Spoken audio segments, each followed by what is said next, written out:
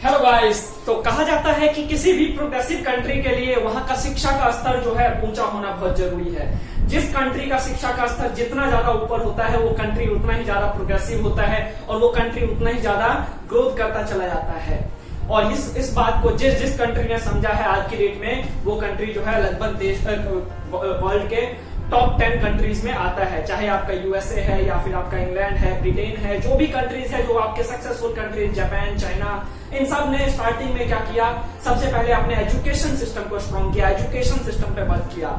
और ऐसा नहीं है कि उसमें एजुकेशन सिस्टम में हम पीछे हैं, हमने भी लगातार कोशिश की, रेगुलर इसके ऊपर वर्क करते गए टाइम पे।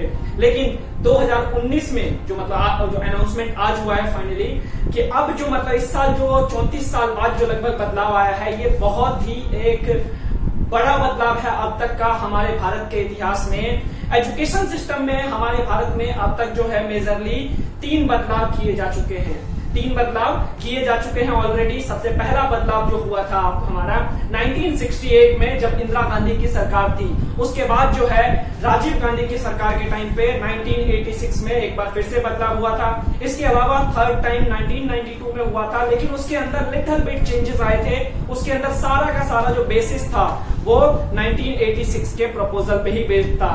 लेकिन इस बार जो 2019 का जो पूरा का पूरा जो वो सेटलमेंट हुई, बातचीत हुई, उस डिस्कशन हुआ और आज जाकर जो फाइनली रिवेल हुआ है पब्लिकली, तो इसके अंदर काफी सारे मेजर चेंजेस किए गए हैं। टोटली जो है एजुकेशन सिस्टम चेंज कर दिया गया है, चाहे वो प्राइमरी क्लास का हो, चाहे वो 12th क्लास का हो, इवन जो हायर एजुकेशन का जो प्लेटफॉर्म है वो भी चेंज कर दिया गया है। इवन की जो हमारा जो वो MHRD का जो नाम है वो भी चेंज कर दिया गया है। अब जो है मिनिस्ट्री ऑफ एजुकेशन हो गया, शिक्षा मंत्रालय नाम रख दिया गया है। सो अगर आप कॉम्पिटिटिव एग्जाम के लिए तैयारी कर रहे हैं तो आपसे ये भी पूछा जा सकता है कि हमारा जो MHRD है उसका नाम क्या है। अब तो अब जो पहले MHRD था, अब जो है हमारा क्या हो गया कि शिक्षा मंत्रालय, एजुकेशन मिनिस्ट्री के नाम से अब हम जानेंगे।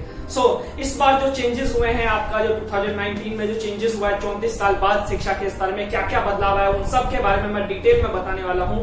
आप किसी भी क्लास के स्टूडेंट है तो आपके लिए जानना ये बहुत जरूरी है, क्योंकि आगे आप किस तरीके से वर्क करेंगे तो क्या क्या आपके लिए ऑप्शन है, क्या क्या अपॉर्चुनिटीज हैं, वो जानना बहुत जरूरी है। इवन आप अभी क्लास 12th में है तो आपके लिए बहुत जरूरी है, क्योंकि 12th वाले बच्चों के लिए अगले साल ये जो भी अनाउंसमेंट हुआ है ये 2021 से 2022 के सेशन से स्टार्ट हो जाएगा। अभी ये जस्ट जो है बातचीत हुई है, इसको अभी पार्लियामेंट में पास किया जाएगा, फिर अभी बिल पास किया जाएगा, देन उसके बाद ये एक्ट में कन्वर्ट होगा, तब जाकर जो है ये फुल्ली पब्लिकली पूरी प्रॉपर ढंग से एक्ट हो जाएगा। स्टेट गवर्नमेंट या फिर सेंट्रल गवर्नमेंट की हेल्प से पूरे कंट्री में इसको लागू कर दिया जाएगा। बट अभी इसमें क्या क्या प्रपोजल है उन चीजों के बारे में बातचीत करते हैं। अब जो है देखिए, पहले हमारे पास क्या होता था कि हमारे स्कूल एजुकेशन में कि टोटल बच्चा जो है पहले 3 साल तक प्राइमरी में पढ़ता था, उसके बाद प्राइमरी, प्री प्राइमरी जिसको बोलते थे, प्री प्राइमरी पढ़ता था, उसके बाद 1st से लेकर 5th तक प्राइमरी का होता था, 6 से लेकर 8 तक मिडिल क्लास की होती थी, और 8 से लेकर 12 तक 9 से लेकर 12 तक का जो होता है सीनियर सेकेंडरी लेवल की पढ़ाई होती थी। इसमें अब जो है हमारे पास स्लॉट डिवाइड किया गया है 5+3+3 के बेसिस पे। पहला 5 साल जो है आपका वो है प्री प्राइमरी बेसिस में, उसके अंदर जो है आपका 3 साल जो प्री प्राइमरी एजुकेशन होता था वो दिया जाएगा। इसके अलावा 1st और 2nd क्लास जो पहले 5 साल की पढ़ाई है, प्री प्राइमरी से लेकर 2nd क्लास तक की पढ़ाई, ये 5 साल में कवर किया जाएगा। इसमें आपका फाउंडेशन स्ट्रॉन्ग किया जाएगा, आपका जो है पूरा बेसिक स्ट्रक्चर आपका क्रिएट किया जाएगा प्रॉपर ढंग से, और इसके लिए जो सिलेबस डिजाइन होगा वो NCERT डिजाइन करेगी। और इस बार जो सिलेबस डिजाइन किया जाएगा बच्चों, वो टोटली बुक के ऊपर डिपेंडेंट नहीं रहेगा, सारा का सारा प्रैक्टिकल डिपेंडेंट रहेगा। टोटली अप्रोच जो है प्रैक्टिकल रहेगा। तो अब जो है हम बच्चों को बुक से डाइवर्ट करके हम प्रैक्टिकल अप्रोच की तरफ बढ़ाने वाले हैं। जो पहले होता था रटंत विद्या आवंती अध्यंत विद्या जावंती, अब वो टाइम गया। अब क्या होगा, अध्यंत विद्या आवंती रटंत विद्या जावंती। जो आप पढ़ेंगे, जो आप समझेंगे, जो आप प्रैक्टिकली इंप्लीमेंट करेंगे, वही आपके लिए काम का रहेगा, बाकी सारा जो है आपका किसी काम का नहीं रहेगा। सो दैट्स वाई पहले 5 साल जो है आपका फाउंडेशन का रहेगा 2nd क्लास तक। इसके बाद जो है आपका 3 साल जो आपका 3rd, 4th, 5th 3 साल जो है प्राइमरी के 3 साल की जो क्लासेस है उसके अंदर आपको लैंग्वेज के ऊपर वर्क करवाएंगे। जिस लैंग्वेज में भी आप पढ़ना चाहते हैं, आप अगर मान लीजिए किसी एक स्पेसिफिक रीजन से, तमिल रीजन से, तो यू कैन स्टडी तमिल। अगर आप बंगाली हैं तो बंगाली में पढ़ सकते हैं, हिंदी में पढ़ना चाहते हैं हिंदी में पढ़िए। अभी तक क्या होता था, सभी स्कूल वाले इंग्लिश को कंपलसरी करते थे, इंग्लिश को बढ़ावा देते थे, लेकिन अब ऐसा नहीं होगा। अब जो है हमारा बेसिक फोर्स क्या रहेगा कि हम अपने रीजनल लैंग्वेज को ग्रो करवाए, अपने जो हमारा जो नेशनल लैंग्वेज है उसको ग्रो करवाए, मातृभाषा है उसको हम क्या करें, प्रमोट करें। ऐसा नहीं है कि ये सब प्रमोशन के चलते हम इंग्लिश को डाइवर्ट कर देंगे। इंग्लिश भी है, इंग्लिश आप बस खाली एक सब्जेक्ट के रूप में, लैंग्वेज के रूप में उसको पढ़ते रहिए, लेकिन बाकी आप चाहे तो स्पेसिफिक सब्जेक्ट जो है वो पर्टिकुलरली उसके ऊपर फोकस करके प्रॉपर ढंग से पढ़ सकते हैं। देन उसके बाद 5th तक की पढ़ाई के बाद 6th, 7th, 8th का जो क्लास होगा, ये जो है आपका ये इस फेज में हम आपको आगे की करियर के लिए आपको तैयार करेंगे कि आगे आप क्या करना चाहते हैं, आगे आप कहाँ क्या बनना चाहते हैं। पहले क्या होता था, 6 से 8 तक के बच्चों को ये भी नहीं पता होता था वो क्या पढ़ रहे हैं, कि उसके लिए क्या इंपॉर्टेंट है। इन सब चीजों से बच्चा बहुत दूर होता था। कंप्यूटर क्या है ये सब कुछ नहीं जानता था, लेकिन अब जो है हम बच्चों को प्रैक्टिकल इंप्लीमेंटेशन करवाएंगे। 6th क्लास का बच्चा जो है बड़ी बड़ी एमएनसीज में जाकर इंटर्नशिप करेगा, काम करेगा, प्रैक्टिकली ट्रेनिंग लेगा। पहले क्या होता था कि भाई बच्चा पढ़ा, उसको 6th क्लास के बच्चों को कोई आइडिया नहीं है। अब अगर मान लीजिए आपको अगर सॉफ्टवेयर में इंटरेस्ट है, आप सॉफ्टवेयर बनाना चाहते हैं, तो आप 6 से ही कोडिंग करना शुरू कर देंगे, 6 से ही नॉलेज लेना शुरू कर देंगे, और चाहेंगे तो इंटर्नशिप समय समय पे वोकेशनल बेसिस पे इंटर्नशिप प्रोवाइड किया जाएगा। अगर आपको सॉफ्टवेयर में इंटरेस्ट है तो सॉफ्टवेयर कंपनीज के पास भेजा जाएगा। अगर आपको पेंट करना अच्छा लगता है तो आप किसी पेंटर के पास जाकर इंटर्नशिप ले सकते हैं, और उसके लिए आपको बाकायदा सर्टिफिकेट मिलेगा, स्कूल वालों की तरफ से रिकमेंडेशन मिलेगी, प्रिंसिपल आपको लिख कर देंगे कि हाँ ये बच्चा जो है इंटर्नशिप के लिए जा रहा है, इसके प्लीज जो है हेल्प करिए। सो इस तरीके की पॉलिसीज जो है आपके लिए आया है। इसके अलावा 9 से लेकर 12 तक का जो है अगले जो 4 साल का जो फेज है, इसके अंदर आपका जो है सेमेस्टर बेस्ड पढ़ाई होगी। सेमेस्टर बेस मतलब 1 साल में 2 सेमेस्टर होंगे। पहले अभी भी हमारे पास लगभग 2 सेमेस्टर होते थे, लेकिन अब क्या होता था कि जो फाइनल एग्जाम में जो पढ़ाई, फाइनल एग्जाम जो होता था उसके बेसिस पे आपको पास किया जाता था। मेजर जो आपका पोर्शन फाइनल एग्जाम के ऊपर बेस्ड था, लेकिन अब फाइनल एग्जाम के ऊपर बेस्ड नहीं रहेगा। अब साल में 2 सेमेस्टर होंगे, दोनों में आपका पास होना जरूरी रहेगा। यही नहीं, आपका जो पूरी की पूरी जो मार्कशीट बनेगी वो 360 डिग्री बेसिस पे बनेगा। 360 डिग्री का मीनिंग क्या है बच्चों, कि यहाँ पे आपको टीचर भी मार्क्स देंगे, आपके फ्रेंड्स भी मार्क्स देंगे, आप अपने आप को खुद भी मार्क्स दोगे, हर एक पॉइंट्स को कवर अप करेंगे। आपका करिकुलम एक्टिविटीज, आपके एक्स्ट्रा करिकुलम एक्टिविटीज, आपका जो है एकेडमिक एक्टिविटीज, कल्चरल एक्टिविटीज, इन सभी एक्टिविटीज को प्रैक्टिकल ट्रेनिंग, इंटर्नशिप, इन सबको मेजर मानकर आपको इवेल्युएशन दिया जाएगा और आपकी प्रॉपर मार्कशीट तैयार किया जाएगा। सो ये, और इसके अलावा जो सबसे बड़े बदलाव है जो बहुत जानना जरूरी है कि अब 11th 12th में स्ट्रीम का सिस्टम खत्म हो गया। स्ट्रीम का सिस्टम टोटली खत्म हो गया। पहले होता था कोई बच्चा अगर आर्ट्स लेना चाहे, कॉमर्स लेना चाहे, साइंस लेना चाहिए होता था, लेकिन अब ऐसा नहीं होगा। अगर कोई बच्चा फिजिक्स के साथ हिस्ट्री पढ़ना चाहता है तो उसके लिए भी ऑप्शन है। कोई बच्चा अकाउंट्स के साथ जो है बायोलॉजी पढ़ना चाहता है तो वो भी पढ़ सकता है। कोई बच्चा सोचता है कि हाँ मुझे मैथ्स के साथ जो है उर्दू पढ़नी है तो वो भी पढ़ सकता है, क्योंकि अब स्ट्रीम का कोई सिस्टम नहीं रहेगा। अब जो है बंडल वाइज एजुकेशन होगा। आपको जो है एक स्लॉट मिलेगा सब्जेक्ट्स के ना, एक बंडल्स मिलेंगे। उस बंडल में अगर आपके जो भी सब्जेक्ट्स प्रेजेंट है उनमें से कोई भी सब्जेक्ट पिक कर सकते हैं। जैसे मान लीजिए आपने साइंस के 3 सब्जेक्ट्स लिए हैं, फिजिक्स, केमिस्ट्री, मैथ लिया, और इसके अलावा आप चाहते हैं बाकी के 2 सब्जेक्ट जो एक लैंग्वेज और एक है जो कोई और सब्जेक्ट लेना चाहते हैं, तो आप वो सब्जेक्ट्स अवॉइड कर सकते हैं, आप वो सब्जेक्ट पढ़ सकते हैं बड़ी आसानी से। क्योंकि देखिए होता क्या था कि भाई मान लीजिए साइंस बच्चा 11th 12th में साइंस माँ बाप दिलवा देते थे, क्यों? ताकि बच्चा जो है थोड़ा सा लेबोरियस हो जाए, कि बच्चों का थॉट प्रोसेस जो चेंज हो जाए। बट एक्चुअल में जब उसका इम्प्लीमेंटेशन का टाइम आता था, 12th करने के बाद कुछ बच्चे होते थे जो उसमें बीए की तरफ मूव कर जाते थे, ह्यूमैनिटीज में मूव कर जाते थे, कुछ गवर्नमेंट जॉब की प्रिपरेशन में लग जाते थे। मतलब कि पढ़ा कुछ और इम्प्लीमेंट कुछ और कर रहे हैं। सो उस चीज को अवॉइड करने के लिए, उस चीज को फिनिश करने के लिए ये स्ट्रीम सिस्टम को खत्म कर दिया गया। अब अगर बोर्ड की बात करें, अब जो है बोर्ड एग्जामिनेशन आपका बस एक ही बार 12th में बोर्ड होगा, 10th में कोई बोर्ड नहीं होगा, ओनली सेमेस्टर बेस्ड एग्जामिनेशन होंगे और हर सेमेस्टर में आपका इवैल्यूएशन दिया जाएगा। अब पहले जो वो बच्चे होते थे जो साल के एंड में पिछले 5 दिन में पढ़ते थे एग्जाम से पहले, उसमें पास हो जाते थे। अब वो सिस्टम नहीं चलेगा।